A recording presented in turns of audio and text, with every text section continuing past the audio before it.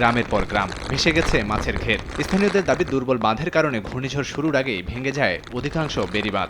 মানুষ আশ্রয় কেঁদে না যাইতে মানুষ গরু বাছুর সব মরে যাইতে কিচ্ছু থাকতে না। ঘন্টায় 111 কিলোমিটারের বাতাসের ঝাপটায় লন্ডভন্ড ঘরবাড়ি সহ নানা স্থাপনা, গাছপালা উপড়ে বন্ধ রাস্তাঘাট, বিদ্যুৎ বিচ্ছিন্ন হয়ে পড়েছে অনেক এলাকা। ঘূর্ণিঝড়ের আগে প্রাণে বাঁচাতে দেশের বিভিন্ন আশ্রয়কেন্দ্রে স্থান নেয় 10 লাখের বেশি মানুষ। সংশ্লিষ্টরা বলছেন, মানুষ আগেভাগে আশ্রয়কেন্দ্রে যাওয়ায় জানমালের ক্ষয়ক্ষতি কম হয়েছে।